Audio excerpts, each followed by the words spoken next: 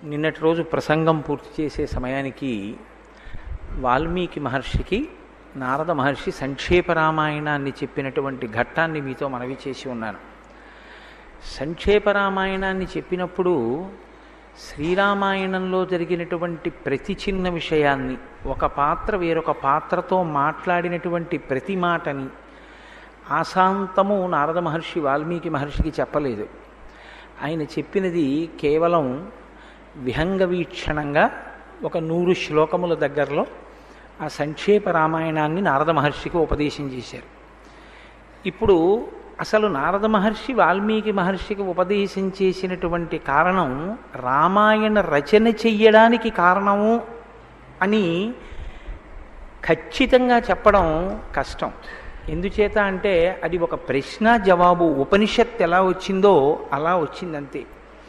అంటే నేను రామాయణ రచన చేస్తాను అని వాల్మీకి అడగలేదు, నువ్వు రామాయణ రచన చెయ్యి అని నారదుడు చెప్పలేదు.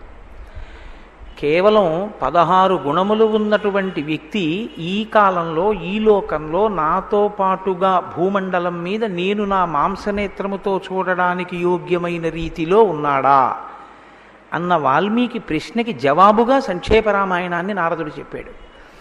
ఇప్పుడు సంక్షేప రామాయణం విన్నటువంటి వాల్మీకి మహర్షి శ్రీరామాయణ రచన చెయ్యాలి. ఇక్కడ మీరు కొంచెం జాగ్రత్తగా గమనించండి. రామాయణ రచన చెయ్యడము అంటే రామచంద్రమూర్తి యొక్క ఆవిర్భావం దగ్గర నుంచి ఉండాలి. అందులో అప్పటికి జరిగిపోయిందిగా కథ. రాముడు పుట్టేశాడు, రాముడు విద్యాభ్యాసం చేశాడు, రాముడికి కళ్యాణం పూర్తయిపోయింది, రాముడు అరణ్యవాసానికి వెళ్ళొచ్చేసాడు, రావణ సంహారం అయిపోయింది. ఇప్పుడు రాజారాముడిగా సీతమ్మ తల్లిని ప్రజల చేత నింద కలిగిందని దూరంగా విడిచిపెట్టాడు. సీతమ్మ తల్లి 2 పిల్లలకి తల్లి అయింది. ఇటువంటి సమయంలో నారద మహర్షి వచ్చి సంక్షేప రామాయణాన్ని చెప్పారు. ఇప్పుడు రామాయణ రచన చెయ్యాలి అంటే వాల్మీకి మహర్షి ప్రతి విషయాన్ని ఆ పాత్రలను అడిగి అన్నా తెలుసుకోవాలి. లేదా రచన చేసే ఉద్దేశ్యం ఉన్నది అని మనకి ఇప్పటి వరకు ఏం కనపడదు. కానీ 100 శ్లోకముల దగ్గరలో ఉన్నటువంటి సంక్షేప రామాయణాన్ని విన్న వాల్మీకి మహర్షి యొక్క హృదయ స్థితిని మీరు గమనించవలసి ఉంటుంది. ఇంత పటికి బెల్లం మీరు నవిలి తినేశారనుకోండి, ఆ మధురిమ నోటికి అంటుకుని ఉండిపోతుంది, ఆ తీయతనం ఉండిపోతుంది. అలా సంక్షేప రామాయణాన్ని విన్నటువంటి వాల్మీకి మహర్షి యొక్క హృదయం పరవశించిపోయింది. ఎంత పరవశించిపోయిందంటే 100 శ్లోకాలలోనే చెప్పిన ఆయన విశేషమైనటువంటి ఆనందాన్ని పొందారు. ఇప్పుడు ఆయన గుండెల నిండా ఎవరు నిండిపోయారంటే రాముడు నిండిపోయాడు, రామకథ నిండిపోయింది. విన్నది 100 శ్లోకాలే, కానీ రామకథ అంతా ఆయన గుండెల్లో నిండిపోయి ఆ రాముడే లోపల ప్రకాశిస్తున్నాడు. ఇప్పుడు మీరు బాగా గమనించండి. మీరు ఏ వస్తువు గురించి, ఏ వ్యక్తి గురించి బాగా ఆలోచన చేస్తారో దాని ప్రభావం మీ మనసు మీద ఉంటుంది. నేను అత్యంత నిరాడంబరమైనటువంటి జీవితాన్ని గడిపి సమున్నతమైనటువంటి పదవిని అలంకరించి అప్పుడు కూడా అత్యంత నిరాడంబరమైనటువంటి జీవితాన్ని గడిపి శరీరం విడిచిపెట్టినటువంటి ఒక మహానుభావుని యొక్క చరిత్ర నేను చదివి ఉన్నాననుకోండి, అది నా మనస్సు మీద ప్రభావం ఉంటుంది. అప్పుడు నేను వెళ్ళి బీరువాలోంచి ఒక పట్టుపంచి తీసి కట్టుకోవాలి అని అనిపించదు. ఆ పుస్తకం చదివిన ప్రభావం నా మీద ఏం చేస్తుందంటే, ఎందుకు ఈ ఆడంబరాలన్నీ, ఒక నూలు పంచి కట్టుకుంటే చాలదా అనిపిస్తుంది. కారణం ఏమిటంటే మీ మనసుని అది హత్తుకుంటే మీ మనసు మీద ప్రభావం ఉంటుంది. మనసుని హత్తుకోలేదనుకోండి, మీరు చదవడం అనేటటువంటిది జరిగిపోతుంది. కంటికి ధర్మం చూడడం, చదివేయడం వచ్చు కాబట్టి మనసు అక్షరాలను గుర్తుపడుతుంది, చదివేస్తుంది. చెవికి వినడం ధర్మం. వాల్మీకి మహర్షి కేవలం విన్నది నిజమైతే దాని ప్రభావం ఆయన మీద ఉండక్కర్లేదు. ఇప్పుడు ఆయన మీద ఆ ప్రభావం ఉందా లేదా? ఉంది. ఎలా ఉండాలి? రామాయణం వింటే, సంక్షేప రామాయణం వింటే ఇప్పుడు ఆ ప్రభావం ఎలా ఉండాలి వాల్మీకి మహర్షి మీద? ఇది మీరు పట్టుకోవడానికి వాల్మీకి మహర్షి రామాయణంలోనే ఒక చమత్కారం ఉంది. ఇప్పుడు సంక్షేప రామాయణం విన్న వాల్మీకి యొక్క పరిస్థితి ఎలా ఉంది? ఇది మీరు గమనించడానికి ఒక చిన్న ఆధారమే అన్నట్టుగా ఉంటుంది. వచ్చినటువంటి నారద మహర్షి సంక్షేప రామాయణం చెప్పడానికి వచ్చారు. చెప్పడం పూర్తయిపోయింది. చెప్పడం పూర్తయిపోగానే మళ్ళీ తన స్థితిలోకి తాను జారిపోయారు ఆయన. ఇది చాలా గమ్మత్తైనటువంటి ప్రక్రియ.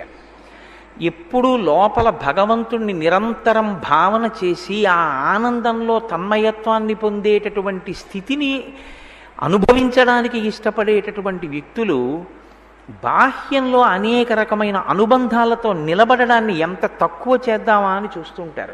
ఎందుకో తెలుసా అండి? దానికి ఒక కారణం ఉంది. ఒక అన్నయ్య దగ్గరికి వెళ్ళి మీరు నిలబడ్డారనుకోండి, మీరు ఒక తమ్ముడుగా మాట్లాడవలసి ఉంటుంది. అదొక పాత్ర, కాసేపు ఉంటుంది ఆ పాత్ర. మీరు అన్నయ్య దగ్గర ఉన్నంతసేపు తమ్ముడిగా మాట్లాడాలి.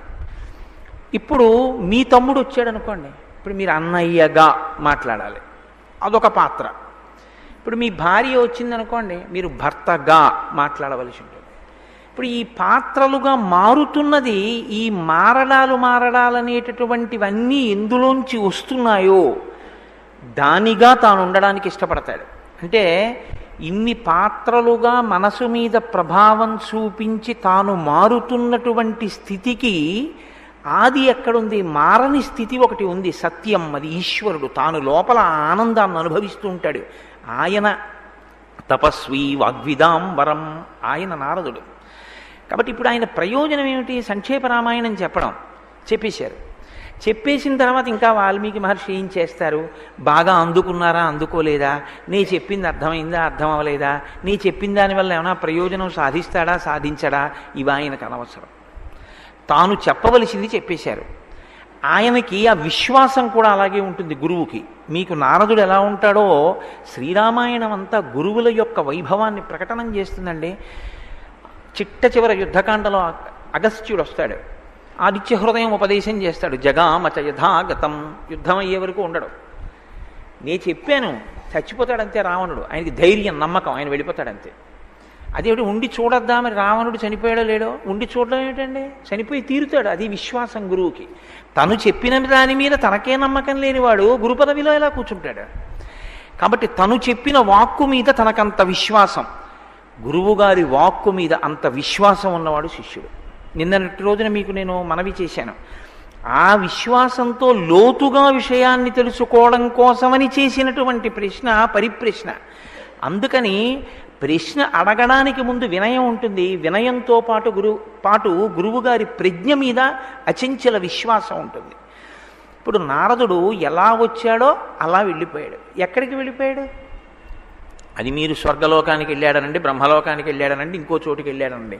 అసలు వెళ్ళింది ఎక్కడికంటే తాను ఎప్పుడూ ఏ స్థితి తప్ప వేరొక స్థితి లేదో ఆ స్థితి కాక వేరొక స్థితికి రావడం ఉండవలసిన సహజ స్థితికి భిన్నమో ఆ స్థితిలో ఉండడానికి ఇష్టం లేక తన సహజ స్వరూప స్థితిలోకి వెళ్ళిపోయాడు. అంటే తాను బ్రహ్మముగా స్థిరపడిపోయాడు. మళ్ళీ అంతర్ముఖుడై తానుగా. ఇప్పుడు తను గురువా? కాదు. విశ్వం పశ్యతి కార్యకారణతయా అని శంకరాచార్యులు వారు దక్షిణామూర్తి స్తోత్రంలో చెప్పినట్టు కృతకంగా కనపడేటటువంటి ఈ అనుబంధాలన్నింటికీ కూడా అతీతమైన స్థితిలో తాను ఉండవలసినటువంటి సహజ స్థితిలోకి తాను జారిపోయి నారద మహర్షి వెళ్ళిపోయారు. ఇప్పుడు వాల్మీకి మహర్షి పరిస్థితి ఏమిటి? ప్రారంభం చేస్తూ ఒక మాట చెప్పారు. ఏమని? ఎటువంటి వాల్మీకి, ఎటువంటి నారదుడు? ఇద్దరూ కూడా తపస్వాధ్యాయ నిరతం. ఇద్దరూ నిత్య నైమిత్తిక కర్మలయందు వైక్లభ్యము లేకుండా ప్రవర్తించేటటువంటి వాళ్ళు. ఎందుకు అలా ప్రవర్తించాలి? వాళ్ళు బ్రహ్మముగా నిలబడిపోయినప్పుడు ఇంకా మళ్ళీ సంధ్యావందనం అవసరమా? అవసరమే. ఎవరి కొరకో తెలుసా అండి? నారద మహర్షి అక్కడ ఉండగా అసుర సంధ్య వేళకి సంధ్యావందనం చేయకపోతే నారదుడే చేయలేరు కదండి అంటారు మిగిలిన వాళ్ళు. ఇందులో ఉన్న తమాషా ఏమిటో తెలుసా అండి? ఒక జ్ఞానిని మీరు అనుకరించలేరు, ఒక అజ్ఞానిని మీరు అనుకరించకూడదు. బాగా జ్ఞాపకం పెట్టుకోండి ఈ విషయం. ఒక జ్ఞానిని మీరు అనుకరించలేరు. ఒక భగవాన్ రమణులు గోచీ పెట్టుకున్నారు కదా అని మీరు కూడా గోచీ పెట్టుకుని ఆయనలా తిరిగితే రమణ మహర్షి అవడం సాధ్యం కాదు. భగవాన్ రమణులు ధ్యానంలో ఉండగా ఆయన తొడల కింద తేళ్ళు జెర్రులు పట్టుకుని తొడలు కొరుక్కు తినేసి నెత్తురు కాల్వలై ప్రవహించిన ఆయనకి శరీరమునందు స్మృతి లేదు. ఆయనలా గోచీ పెట్టుకోగలవేమో, ఆయనలా నువ్వు ఆ స్థితిలో నిలబడిపోయి బాహ్యము నుంచి విడిపడిపోవడం నీకు సాధ్యం అవుతుందా? జ్ఞానిని అనుకరించవద్దు. జ్ఞానిగా నువ్వు అయిన తరువాత నీవు జ్ఞానివి కాగలిగితే నీ స్థితి నీకు వస్తుంది అప్పుడు తప్ప. అప్పటి వరకు నువ్వు జ్ఞానివి అయిపోయినట్టు రమణులు ఎలా ఉంటారో, రామకృష్ణ పరమహంస ఎలా ఉంటారో, ఒక చంద్రశేఖరేంద్ర సరస్వతి ఎలా ఉంటారో, ఒక చంద్రశేఖర భారతి ఎలా ఉంటారో అలా ఉండే ప్రయత్నం నువ్వు చేయకూడదు. అది సాధ్యమయ్యే విషయం కాదు. చంద్రశేఖర భారతి పుష్పార్చన చేస్తూ చేస్తూ సమాధిలోకి వెళ్ళిపోయేవారు. వెళ్ళిపోతే బిందెలతో నీళ్లు తెచ్చి ఆయన మీద పోసేసేవారు. ఆయనకి బాహ్య స్మృతి ఉండేది కాదు. ఒళ్ళు తుడిచేసి బట్టలాగేసి బట్ట చుట్టేసేవారు. అలాగే ఉండేవారు కొన్ని రోజుల పాటు. అదే సమాధి స్థితి. ఏది అలా నేను కూడా నటిస్తానండి అంటే కుదిరే విషయమా? అది సాధ్యం కాదు. జ్ఞానిని అనుకరించరాదు, అనుకరించే ప్రయత్నము చెయ్యకూడదు, లేదా జ్ఞానిని అనుకరించలేవు. అజ్ఞానిని అనుకరించరాదు.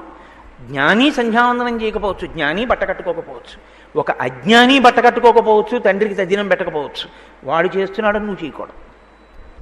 ఈ రెండిటికి మధ్యలో నీ పరిధి తెలుసుకుని నువ్వు ప్రవర్తిస్తే పైకి ఎక్కుతావు. ఈ ఎక్కేటటువంటి ప్రస్థానమునకు సాధన అని పేరు. అజ్ఞానిని చూసి అలా చేయకుండా ఉండడం, జ్ఞానిని అనుకరించే ప్రయత్నం చెయ్యకపోవడం, అజ్ఞానిని చూసి వాడు బాగుపడాలని కోరుకొని నీవు జ్ఞానమును పొందడానికి ప్రయత్నం చెయ్యడానికి నిశ్చలమైన చిత్తంతో కర్మాచరణము చేసేటటువంటి ప్రక్రియకు సాధన అని పేరు శాస్త్రంలో. కాబట్టి ఇప్పుడు చెయ్యకపోతే సంధ్యావందనం నారదుడు చేయలేదు, వాల్మీకి చేయలేదు, మేము ఎందుకు చెయ్యాలంటారు. ఇది యథార్థంగా జరిగింది. అరుణాచలంలో రమణ మహర్షి దేహబంధు ఒక ఆయన సంధ్యావందనం చేయడం మానేశాడు. మానేస్తే వెళ్ళి చెప్పారు అంతేవాసులు, అయ్యా ఆయన సంధ్యావందనం చెయ్యట్ట అని.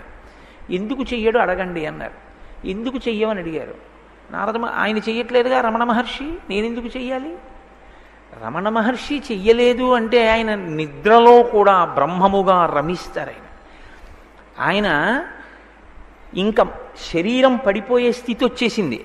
ఆయనకి సర్కోమా వ్యాధి పుట్టి చేతి మీద పుండు పుట్టింది. నిప్పి అంతా ఒక చోట పెడితే సర్కోమా అని పేరు. అందులో ఉన్న చెడు నెత్తురు లాగేయడం కోసమని జలగలు తెచ్చి కరిపించారు. కరిపిస్తే అవి నెత్తురు తాగేస్తున్నాయి. తాగుతుంటే ఆయన ఇలా కూర్చున్నారు. ఆ జలగలు ఎంతకీ కింద పడకపోతే లాగేశారు, వాటిని లాగేసి కింద పడేశారు. అవి నెత్తురు తాగి కదలకుండా ఉన్నాయి. ఆయన చూసి అన్నారు, ఓహో వీటికి బ్రాహ్మీ స్థితి అబ్బిందే అన్నారు. నువ్వు అనగలవా? ఎవరో అన్నారు మీకు సర్కోమా వచ్చింది, పుండు పడింది అన్నారు. ఆయన అన్నారు కాదు, శమంతకమణి నా మోచి ఎక్కింది, ఎర్ర బంగారం పెడుతోందన్నారు నెత్తురు కారుతుంటే. ఆయన సాక్షి శరీరానికి. అది జ్ఞాని యొక్క స్థితి. కాబట్టి జ్ఞానిని అనుకరించే ప్రయత్నము చేయకూడదు. కానీ నిత్యనైమిత్తిక కర్మలు వారు ఎందుకు చేస్తారంటే నేను చేయకపోతే వీడు నేను చెయ్యక్కర్లేదని మానేస్తాడేమో అని చేస్తారు. హృదయం రామచంద్రమూర్తి యందు రమిస్తోంది వాల్మీకి మహర్షికి. ఇప్పుడు ఆయన అన్నారు, నారదస్యతు తద్వాక్యం శ్రుత్వా వాక్య విశారదః పూజయామాస ధర్మాత్మా సహ శిష్యో మహాముని. శిష్యులతో కలిసి నారద మహర్షిని అర్చించిన పిదప నారద మహర్షి వెళ్ళిపోయారు. సముహూర్తం గతే తస్మిన్ దేవలోకం మునిస్తదా జగామ తమసా తీరం జాహ్నవ్యాస్త్వ విదూరతః. తమసా నదికి ఆయన మాధ్యాహ్నిక సంధ్యావందనం కొరకు బయలుదేరారు. ఎవరు? వాల్మీకి మహర్షి. ఇప్పుడు వెడుతున్నది మధ్యాహ్న కాలంలో సంధ్యావందనం చేసుకోవడానికి వెడుతున్నారు. సంధ్యావందనానికి ముందు స్నానం చెయ్యాలి. స్నానం చేయడానికి దగ్గరలో ఉన్నటువంటి తమసా నదీ తీరానికి వెడుతున్నారు. గురువుగారు తమసా నదిలో స్నానం చేసి సంధ్యావందనం చేయడానికి వెడుతుంటే శిష్యులు ఏం చేస్తారు? గురువుగారు సంధ్యావందనం చేసుకొస్తారంటే మనం ఎందుకని కూర్చుంటారా? అది కాదు శిష్యుడంటే. శిష్యుడంటే గురువుగారు ఏ పని చెయ్యబోతున్నారో తెలుసుకుని గురువుగారు ఆ పని చెయ్యడానికి ఉపక్రమించేటప్పుడు ఆయన మనస్సు దాని యందు స్థిరముగా నిలబడి ఆయన సంతోషించడానికి వీలైన రీతిలో దానికి కావలసిన బాహ్యోపకరణములను సిద్ధం చేస్తారు. గురువుగారు ఏం చేస్తారు? ఇప్పుడు సంధ్యావందనం చేసుకోవడానికి ఎడుతున్నారు అంటే ఆయన ఒక కలశ పట్టుకుని పెడతారు. ఆయన సంధ్యావందనం చేసుకోవడానికి ఎడుతున్నారంటే కట్టుకున్న బట్టతో స్నానం చేస్తారు ఆయన. ఇప్పుడు ఆయన తడిబట్ట విప్పేసి ఓ పొడి బట్ట కట్టుకుంటారు, కట్టుకుని సంధ్యావందనం చేసుకుంటారు. కాబట్టి ఇప్పుడు వేళ అవుతోంది, తమసా నదికి వెళ్ళాలి సంధ్యావందనానికి అన్నారు. అంటే ఇప్పుడు శిష్యుడు ఏం పట్టుకుని బయలుదేరాలి? శిష్యుడు గబగబా ఆయనకు ఒక పొడి బట్ట, ఒక నీటి పాత్ర పట్టుకుని ఆయన వెనకాతల వెళ్ళాలి. ఇది తండ్రి హృదయాన్ని కొడుకు ఎలా తెలుసుకుంటాడో గురువు హృదయాన్ని శిష్యుడు అలా తెలుసుకుంటాడు. అందుకే గురువు పక్కన శిష్యుడు ఉండి గురువుగారికి శుశ్రూష చేసేటటువంటి భాగ్యం లభించడం జన్మజన్మాంతర సుకృతం. అసలు నిక్కచ్చిగా మాట్లాడాలంటే ఆ శుశ్రూష చేసేటటువంటి అదృష్టం కొన్ని కోట్ల జన్మల తర్వాత లభిస్తుంది, అది అందరికీ లభించదు. ఎందుకంటే గురువుగారి యొక్క ప్రవర్తనని చూడగలిగినటువంటి అదృష్టం శిష్యుడికి పడుతుంది. ఆయన ఏం చేస్తూ ఉంటారు, ఆయన ఎలా ప్రవర్తిస్తూ ఉంటారు, ఆయన ఏం మాట్లాడుతూ ఉంటారు, ఆయన ఎంతసేపు ఎందులో కూర్చుంటూ ఉంటారు, ఆయన మనసు ఎందులో రమిస్తూ ఉంటుంది, ఆయన దేన్ని చికాకు పడుతూ ఉంటారు, ఇవి బాగా అర్థమవుతాయి. గురువుగారిని సేవించడం అంటే పరబ్రహ్మమును సేవించడమే. పరబ్రహ్మమును సేవించడం చాలా కష్టం, మీ మనసు పెట్టాలి. గురువుగారిని సేవించడం చాలా తేలిక. ఎందుకో తెలుసా అండి? గురువుగారు నిత్యతృప్తుడు, ఆయనకేమి లోపల కోరికలేమి ఉండవు. కాబట్టి బిడ్డని ఎలా చూస్తాడో గురువు తన శిష్యుడిని అలా చూస్తాడు. ప్రతి క్షణం కూడా అయ్యో పాపం నా బిడ్డ వాడు తిన్నాడో లేదో అని ఎలా తాపత్రయపడతాడో శిష్యుడి గురించి అలా తాపత్రయపడతాడు. పిల్లవాడు వాడు కాకపోతే ఎవరు చేస్తారు తప్పు అన్నట్టే శిష్యుడు దోషం చేస్తే మన్నించి అలా చేయకు ఇలా చేయి అని చెప్తాడు. కాబట్టి గురు శుశ్రూష చేసేటటువంటి భాగ్యం లభించేది కాదు. ఆ శుశ్రూష చేసేటప్పుడు ఆ ఉత్సాహం ఉండాలి. గురువుగారు కదిలితే, గురువుగారు బయలుదేరితే, గురువుగారి వెంట వెళ్ళడం అంటే చాలా అదృష్టం అండి. అది లభించమంటే లభించేటటువంటి అవకాశం కాదు. కాబట్టి ఇప్పుడు వెనకాతల బయలుదేరాడు శిష్యుడు, భరద్వాజుడు అని పేరు ఆయనకి. ఆ శిష్యుడు కూడా గురువుగారి వెంట బయలుదేరాడు. గురువుగారి వెంట ఆయన ఏం దేవాలయాలకి తీర్థయాత్రలకి వెళ్ళటలేదు, సంధ్యావందనానికి వెళ్తున్నారు. మొత్తం 100 మంది శిష్యులు అనుగమించారు. మనసెరిగిన శిష్యుడు ఒకడు గబగబా వల్కాన్ని దాన్ని 11 గంటలకే సిద్ధం పెట్టేసుకుంటాడు. గురువుగారు సంధ్యావందనానికి వెడతారు, మనం వెళ్ళాలని. కాబట్టి ఇప్పుడు అతను బయలుదేరాడు. ఇద్దరూ కలిసి తమసా నది దగ్గరికి వెళ్ళారు. ఇప్పుడు తమసా నదిలో దిగి స్నానం చెయ్యాలి వాల్మీకి మహర్షి. ఆయన ఒకసారి నది ఒడ్డున నిలబడ నీటి వంక చూశారు. మీరు జాగ్రత్తగా గమనించండి, ఇది ఎప్పుడైనా ఎవరైనా చేసే పని. నేనే గంగానదిలో స్నానానికి కాశీపట్టణానికి వెళ్ళాను అనుకోండి, అమాంతం గంగ కనపడగానే దూకేనుగా. ఓసారి ఒడ్డున నిలబడి ఆ మెట్ల మీద నిలబడి ఆ గంగా తీరాన్ని, ఆ ప్రవహిస్తున్నటువంటి నీటిని, దూరంగా ఉన్న ఇసుక తెన్నెల్ని, వెనక్కి తల తిప్పితే కనపడే విశ్వనాథుడి దేవాలయ శిఖరాన్ని, స్నానం చేస్తున్నటువంటి మహాత్ముల్ని చూసి ఆ గంగ నీటికి ఒక నమస్కారం చేసి, అమ్మాయి ఎంత అదృష్టమమ్మాయి, నాళ్ళకి స్నానానికి వచ్చానమ్మా, అమ్మాయిని పిలిచిన నరు పొమ్మాయని ముక్తి కడకు బుత్తువట, లెమ్మా నీ రూపముతో రమ్మా నాకెదురంగ గంగ రమ్యతరంగా అంటాడు పరీక్షిత్తు భాగవతంలో. అమ్మా గంగా, ఎన్నాళ్ళకు వచ్చానమ్మా, నా అదృష్టమమ్మా, నా పాపాలు పోతున్నాయమ్మా, అమ్మలను మించిన అమ్మవి కదమ్మా అని ముందు లోపల ఆనందం పొందిన తరువాత అందులో అడుగు పెట్టి మునక వేస్తాడు. అలా ఆయన కూడా తమసా నది నీటి వంక చూశారు. ఒక ఋషికి ఏం కనపడాలి? ఆ నీటిలో ఒక పవిత్రత, నీటిలో ఒక ఈశ్వర విభూతి ఆయనకి సాక్షాత్కరించారు. ఆయన అంటున్నారు వాల్మీకి మహర్షి, అకర్దమమిదం తీర్థం భరద్వాజ నిశామయ రమణీయం ప్రసన్నాంబు సన్మనుష్య మనోయథా. ఆయన ఓ భరద్వాజ నిశామయ, భరద్వాజ శిష్యుడా చూడబోయ్. ఏమిటి చూడాలి? ఇద్దరూ చూస్తున్నారుగా నీటిని.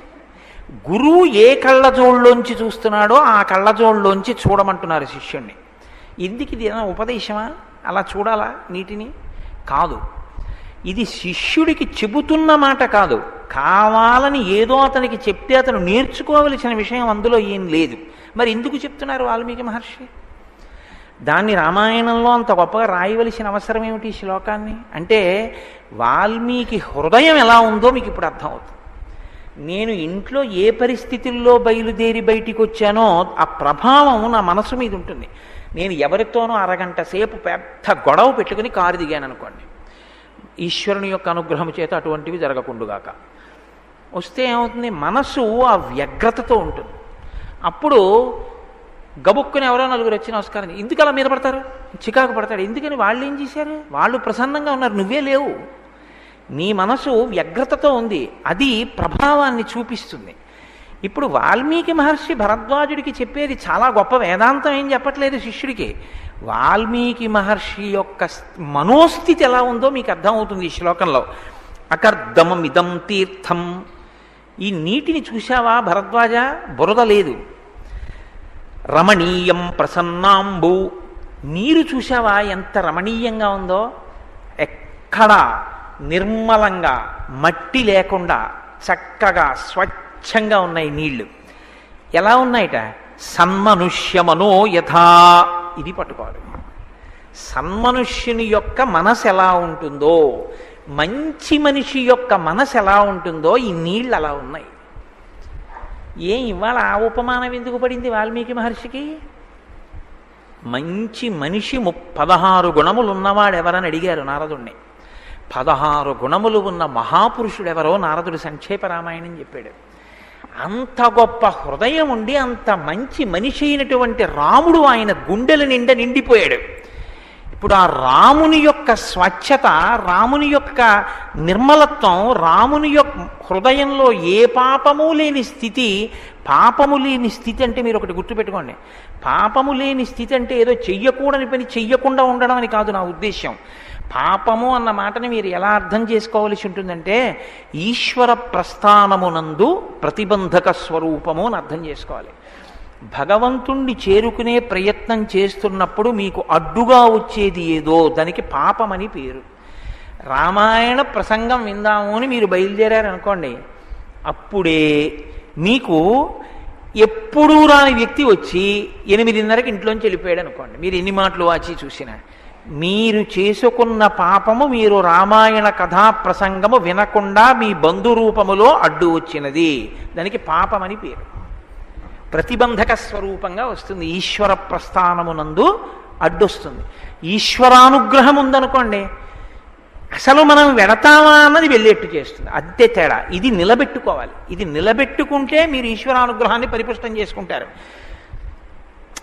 నేను వెళ్ళగలిగానన్నారు అనుకోండి, అవును నువ్వే వెళ్ళగలిగా ఉంటాడు, ఇంకోసారి సంకల్పం చేయి. ఇది తెలుసుకోవాలి. సన్మనుష్యమనో యథా, లోపల రాముడు ఉన్నాడు. ఏమిటి బురదలేనితనం? రాముని యొక్క ప్రస్థానంలో ప్రతిబంధకాలు వచ్చి నిలబడవు. ఎందుకు నిలబడవు అంటే, ఆయన మనస్సుతో కాని శరీరంతో కాని వేద విరుద్ధమైనటువంటి అధర్మమైన పని చేసినటువంటి వాడు కాడు. అందుకే ఆయన ఏ సంకల్పం చేస్తాడో ఆ సంకల్పములు నెరవేరుతాయి. అంటే ఆయన హృదయము పాపముతో ఉన్నది కాదు, నిర్మలమైన మనస్సున్నవాడు. అంటే ఎప్పుడో ఏదో జరిగినటువంటి సందర్భాలకి సంబంధించిన విషయాలని కడుపులో పెట్టుకుని వాటి ప్రభావంతో ఇప్పటి జీవితాన్ని పాడు చేసుకునేవాడు కాడు. ఇది సుందరకాండలో అడిగిందండి సీతమ్మ. ఈ మాట అడిగిందో తెలుసా? కచ్చిత్ పురుషకారంచ దైవంచ ప్రతిపద్యతే అని అడిగింది. భార్య కనపట్టం లేదని చెయ్యవలసిన పనులు ఈశ్వరారాధన రాముడు మానేశాడా హనుమా అని అడిగింది ఆవిడ. ఎంత పెద్ద మాట అండి. మీరు చూడండి, ఇవాళ పంపు రావట్లేదండి అన్నారనుకోండి, అంతే. మొట్టమొదట మనం మానేసేది ఏమిటంటే సంధ్యావందనం, తర్వాత మానేసేది ఏమిటంటే పూజ, తప్పకుండా మినహాయింపు లేకుండా చేసేది టిఫిను కాఫీ. అంటే ఎందువల్ల మీరు రాజీ పడగలుగుతున్నారు అంటే, ఏదైనా ఒక చిన్న విషయం వచ్చింది అనేటప్పటికీ దానితో వ్యగ్రత పొందుతాడనమాట. తన వ్యక్తిత్వం అంతా ఏమైపోతుందంటే సన్నివేశంతో ముడిపడిపోతుంది. ఓ పీట కాలు మీద పడిందండి, ఆ వేళ్ళు నిప్పి చేసేయి. ఏమంటే పూజ చేసుకుంటారా మీరు? అయితేనే ఇవాళ పొద్దున మన్నీళ్ళు పెట్టేనా అందనుకోండి. ఏం పూజ చేసుకోను, నా బుర్ర పీట పడిపోయింది కదా కాలు మీద. ఆహా పోన్లేండి, అయితే పూజ చేసుకోరు కదా. పోనీ అయితే పీట వేయినా కూర్చుంటారా, కుర్చీలో కూర్చుని చేసుకుంటారా? సంధ్యావందనం మానకూడదు కదా. ఏమిటి కుర్చీలో కూర్చుని చేయడం? వాడు అటు ఇటు తిరుగుతుంటాడు, ఆ మనవడు వాడు ఏ కాలు తొక్కేస్తాడో భయం. అన్నం తింటారా అని అడిగారు అనుకోండి, ఏం తిన్నావు? 4 అడుగులు వేసి వచ్చి అక్కడ నిలబడదామంటే ఎలా కూర్చోను? కాలు మీద తొడ ఒత్తుకుందంటే నొప్పి వస్తోంది. ఆఫీస్కి ఎడతారా, బూట్లో కాలు ఎలా పెట్టను? అంటే ఏ పని మీరు చెప్పండి, ఆయనకి కాలు మీద పడిన పీటతో మమేకం చెందింది వ్యక్తిత్వం. ఇది ఏమిటంటే ఇటువంటి వాళ్ళు ప్రతి చిన్న సంఘటనతో మమేకమై తాము చెయ్యవలసినటువంటి విహిత కర్మాచరణమునందు వైక్లభ్యమును పొందుతారు. రాముడు అటువంటి వాడు కాడు. సంఘటనలు అన్నవి జరుగుతాయి. జీవితం అన్న తర్వాత ఎత్తుపల్లాలుంటాయి, ప్రస్థానాలుంటాయి. దానికోసం ఈశ్వరార్చన విడిచిపెట్టడం కుదరదు. అది నా జన్మ ప్రయోజనం, దాన్ని నేను వదలలేను. ఒకటి రాముడు ఏం చేస్తాడంటే భార్యను ఎవరో ఎత్తుకుపోయారు, సంధ్యావందనం చేసేస్తాడు. జటాయువు చచ్చిపోయాడు, అగ్నిహోత్రం చేసేస్తాడు. దశరథ మహారాజు గారు చచ్చిపోయారని తెలిసింది, వెంటనే తనేం తింటాడో దాంతో పితృతర్పణం చేస్తాడు. అంటే విహిత కర్మాచరణం ఏది చెయ్యాలో అది వదిలిపెట్టాడు, అది చేస్తాడు తప్ప చెయ్యవలసింది వదిలిపెట్టేసి జరిగిన సంఘటనతో మమేకమై ఏడుస్తూ కూర్చోవడమో నవ్వుతూ కూర్చోవడమో రాముడికి రాదు. రామాయణం వినడానికి పనికొచ్చేది కాదు, అనుష్ఠాన పర్యంతంలోకి రావలసింది. మీరు కూడా రాముడు కాగలరు. ఎప్పుడు మిమ్మల్ని మీరు ఇది పరిశీలించుకోవడం మీకు రావాలి. ఏదో ఒక చిన్న సన్నివేశంతోటో సందర్భంతోటో మమేకమై నా జన్మ ప్రయోజనాన్ని నేను విస్మరిస్తున్నానా? ఏది జన్మ ప్రయోజనం? ఈ శరీరంతో రావడం మహత్భాగ్యం. ఇది ఉంటే నేనేం చేయగలనంటే ఈశ్వరుణ్ణి చేరుకునేటటువంటి మార్గంలో నడవగలను. నాకు ఒక కారు ఉందనుకోండి, నేను ఆ కారులో కూర్చుని సుఖంగా ప్రవచన మందిరానికి రాగలను. కారు ఎంతవరకు పనికి వస్తుంది? నన్ను తీసుకుని అక్కడ వరకు తీసుకొస్తుంది. అంతేకాని ఓ కారా నన్ను ఇంటి నుంచి ఇక్కడ వరకు ఏసీలో చల్లగా తీసుకొచ్చావు, పాప నువ్వు అక్కడ ఉండిపోవడం నేను ఇక్కడ కూర్చోవడం ఏమిటి, నువ్వు కూడా వేదిక మీదకి రా అన్నాను అనుకోండి, మాస్టర్ చాలు 2 రోజులు రామాయణం అంటారు మీరు కదా. ఎందుకంటారు? ఒక్కటే కారణం, అది వస్తువుని ఎక్కడ వరకు ఉపయోగించుకోవాలో తెలియనితనం. ఈ శరీరంతో మీరు వచ్చింది ఎందుకు? మీరు తరించడానికి. ఈ జన్మలో ఓ ఆఫీసరు, ఈ జన్మలో ఓ తమ్ముడు, ఈ జన్మలో ఓ అన్న, ఈ జన్మలో ఓ భార్య. కాతే కాంతా కస్తే పుత్ర సంసారోయమతీవ విచిత్ర కస్యత్వం కక్కుతయాయాత తత్వం చింతియ తదియభ్రాత. ఊపిరాగిపోయిన మరుక్షణంలో ఈ పాత్రలన్నీ అంతర్ధానం అయిపోతున్నాయి. మరి నీ జన్మ ప్రయోజనం నశించిపోవట్లా? సంఘటనలు జరగకుండా ఉంటాయా? ఏదో ఒకటి జరుగుతూనే ఉంటుంది. లేచిన తర్వాత ఫోన్ ఏదో ఒకటి రాకుండా ఉంటుందండి, ఎక్కడి నుంచో ఏదో వస్తుంది. దానికి నువ్వు మానేసేది సంధ్యావందనం పూజనే? దానికోసం నువ్వు ఆ రోజున గజేంద్ర మోక్షం చదువుకోవడం మానేస్తావా? దానికోసం నువ్వు గుడికి వెళ్ళడం మానేస్తావా? నీ ప్రయోజనం ఏమైపోతుంది? నీ జన్మ ఏమైపోతుంది? నువ్వు ఈ శరీరాన్ని పొందినందుకు ఉపయోగం ఏమైపోతుంది? ఇది కమలాక్షునర్చించు కరములు కరములు శ్రీనాథు వర్ణించు జిహ్వ జిహ్వ సురరక్షకుని చూచు చుట్కులు చుట్కులు శేషసాయికి మృక్కు శిరము శిరము విష్ణునాకర్ణించు వీనులు వీనులు మధువైరిద విలిన మనము మనము భగవంతు వలగును పదములు పదములు పురుషోత్తముని మీది బుద్ధి బుద్ధి దేవదేవుని కీర్తించు దినము దినము చక్రహస్తుని ప్రకటించు చదువు చదువు కుంభినీదవు చెప్పెడి గురుడు గురుడు తండ్రి హరిచేరుమని ఎడి తండ్రి తండ్రి అంటాడు ప్రహ్లాదుడు. నీకొక రోజు సార్థకత పొందింది అంటే నువ్వు దీనితో ఎందుకు వచ్చావో దానికి దీన్ని ఆ రోజు ఉపయోగించావా? ఏదో ఒకటి విన్నానని చెప్పి దాంతో మమేకం చెంది దీన్ని విడిచిపెట్టావా? ఇది తెలుసుకోగలిగితే లోపల ప్రతిబంధకాలు నిలబడకుండా విహిత కర్మాచరణమునందు పూనికతో ఉన్నవాడు. ఇది ఎందువల్ల కనపడుతోంది? నదిలో ఆ నీటిని చూస్తే ఎందుకు ఇలా మాట్లాడగలుగుతున్నారు వాల్మీకి మహర్షి? ఆయన గుండెల నిండా రాముడు నిండిపోయాడు. పరమదయాళువైన రాముడు, ఎవరి మీద కోపం పెట్టుకోని రాముడు, ఎవడు ఎంత పాపం చేసినా క్షమించగలిగిన రాముడు, మార్చుకుంటాడేమోనని అవకాశం ఇచ్చే రాముడు, ఉదారుడైనటువంటి రాముడు, మన్నించగలిగిన రాముడు, ఏదైనా ఇచ్చేయగలిగినటువంటి రాముడు, ఇంకోడు సంతోషిస్తే సంతోషించగలిగిన రాముడు, తనకంటూ వేరు సంతోషం లేని రాముడు. రాముడి సంతోషం ఏమిటంటే మీ సంతోషం తన సంతోషం, రాముడి సంతోషం ఇంకా వేరే ఏం లేదు. సీతమ్మ సంతోషం మన సంతోషం, ఆవిడ సంతోషం ఆవిడ సంతోషం, ఇంకా వేరే ఏం లేదు. ఇది రాముడు. అబ్బా ఏమి రాముడు, ఎంత నిర్మల హృదయం, ఇదిగో ఈ నీటిలా ఉంది. Thank you for watching. Like చేయండి, షేర్ చేయండి, సబ్స్క్రైబ్ చేయండి ఫర్ మోర్ వీడియోస్. టైనీ వీస్.